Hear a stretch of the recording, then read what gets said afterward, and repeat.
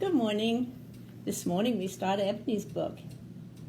The book is called The Diaries of Liberty the Pug, The Arrival of Ebony Rose. This is Ebony Rose. Happens to be in her little dress today.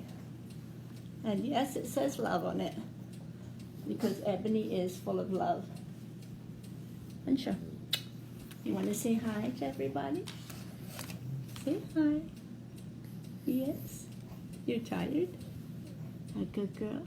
All right. Mommy's going to put her on the floor. Good girl, Ebony. Say bye for now. There you go. There you go, cool off. Good girl. Good morning, I'm Barb. I'm the author of The Diaries of Liberty the Pug. And as I said before, we're reading out of Ebony's book today. Remember, it's Libby talking. My name is Liberty. Friends and family call me Libby. I was born in a puppy mill with damage to my eyes, and I also had difficulty with my breathing. This caused me to be a very sick little puppy. As soon as I was 6 weeks old, the owners of the puppy mill sent me to a pet store in Arizona to be sold. I waited 6 months in a small glass case inside the pet store for someone to take me home and love me. I was fortunate because someone came into the pet store and gave me my forever home. Just one day before the pet store was going to send me back to that bad place, the puppy mill.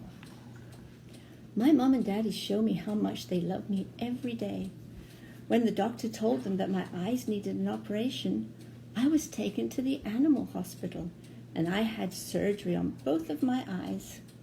My eye surgery has taken my pain away. But I will never see the things clearly again. Mom and Daddy say my poor eyesight makes me a very special little pug, and decided a sister pug for me would be a good idea. Mom and Daddy have a little pug sister arriving today to keep me company. The arrival of Ebony Rose. Ding dong, the doorbell is ringing. She's here, she's here. Mom opens the door because the new pug puppy has arrived to have a forever home with us. Tira, my mom and daddy's granddaughter, walk into the room holding a little blanket. Wait, where's the puppy? Tira is giving daddy the blanket. Now daddy is sitting down holding the blanket. I can smell a puppy. I jump up on daddy's lap. The puppy is in the blanket. I touch the puppy with my nose. The puppy's ears are soft like black velvet, and I give the puppy kisses with my long pink tongue. She feels so soft and smells so new. I've never ever seen a coat as black as Ebony Rose has. I hear Tira telling my daddy that Ebony Rose is 6 weeks old, and she has a little brother. She had little brothers and sisters that she had to leave behind on the farm where she was born. The puppy is sleeping and is still curled up in the blanket on Daddy's lap. I sniff and lick and nuzzle Ebony Rose, hoping she will wake up and get on the floor and play with me. There they are. It's Liberty meeting Ebony Rose.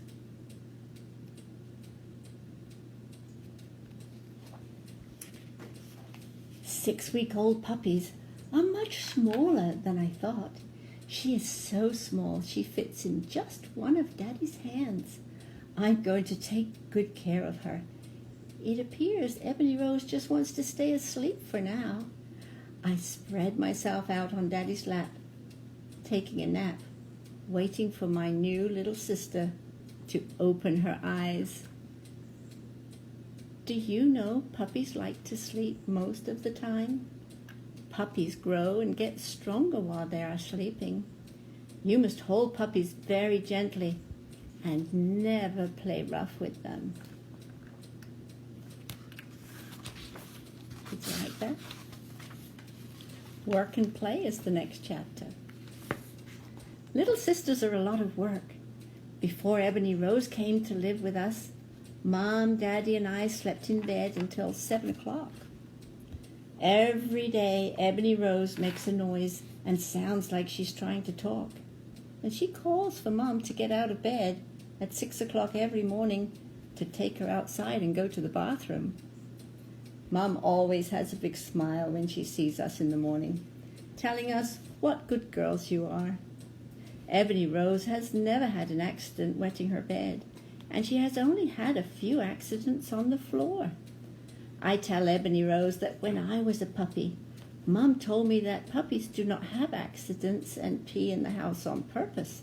Sometimes they cannot help it because their little tummy muscles are not strong enough for them to wait until they can go to the bathroom outside.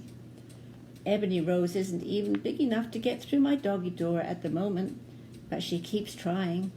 I know Ebony will be able to get through the doggy door soon because she eats all day and is growing fast. Dinner time is a disaster because Ebony Rose would rather eat off the floor than out of the bowl. Mum asked Dr. Capwell, our veterinarian, about Ebony Rose eating her food off the floor.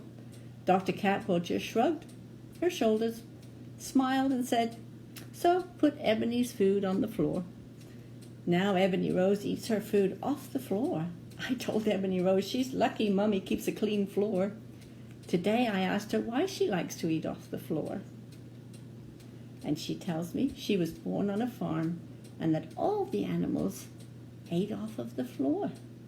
Ebony Rose and I share our toys. We chase up the hall and through our doggy door with tennis balls that squeak and soft stuffed toys in our mouth. Our favorite toy is a long green squeaky snake that makes a rattle noise. When we run it with it, Ebony Rose jumps up on the chair with the toy snake in her mouth, and I get hold of the other end of the toy snake, and we have a tug of war. Ebony Rose is fast, but I am heavy and solid. I always win the tug of war and pull Ebony Rose right off of the chair. With both of us holding on to an end of the toy in our mouths, we both go running up the hall again. We get out of breath, running and playing all over the house. We end up sprawled out on the kitchen floor tiles to cool down. I have a lot more confidence now that I have Ebony Rose by my side. I do not worry about my eyesight so much because I can always hear where my Ebony Rose is, and it is comforting to know I'm never alone. Question: do you get out of bed in the morning to see if your pets need food and water, or someone to play with them? Perhaps they need a door opened to go outside to the bathroom.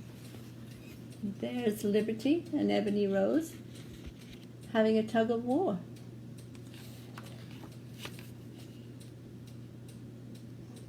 Liberty looks determined, doesn't she? There's Ebony on the chair. This was a reading from the Diaries of Liberty the Pug,